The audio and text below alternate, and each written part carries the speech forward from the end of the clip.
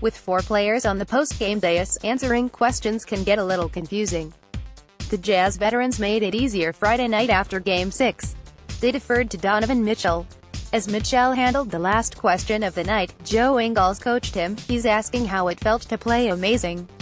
Tell him it felt great. You stayed composed. You asked me for advice. Mitchell, as he often does, listened to his teammate as he structured his response.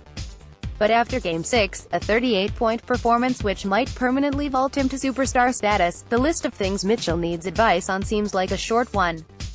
Mitchell aced his first challenge, his first career playoff series against 3 much more established stars.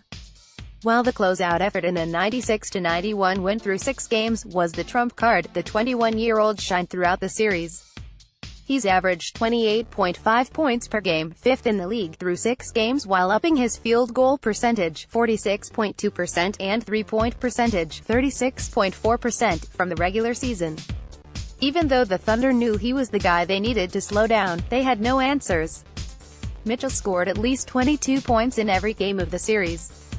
It's added even more of a flourish to a season of surprises from Mitchell, the No.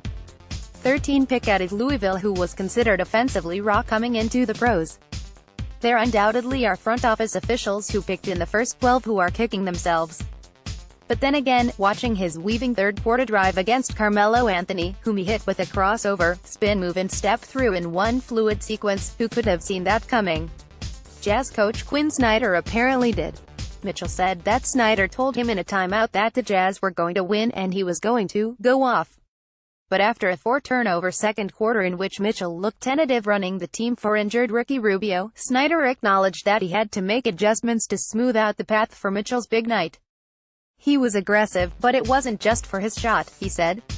He did attack the basket like crazy. Then, we were able to play off him.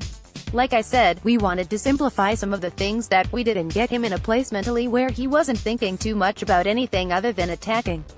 While Mitchell was a standout throughout the series, there were signs of growth during it. He said that nerves took over several times. That might have been a factor in Game 5, during which the Jazz blew a 25-point lead. The fault wasn't all Mitchell's, but he took a sizable chunk of responsibility for ill-advised shots and not moving the ball as much as he should have. Those lessons were taken to heart in Friday's game. While he took the scoring load on his shoulders, he also scored just 6 of the 18 points in the final period as Alec Burks, Rudy Gobert, Royce O'Neal and Derek Favors all had crucial buckets.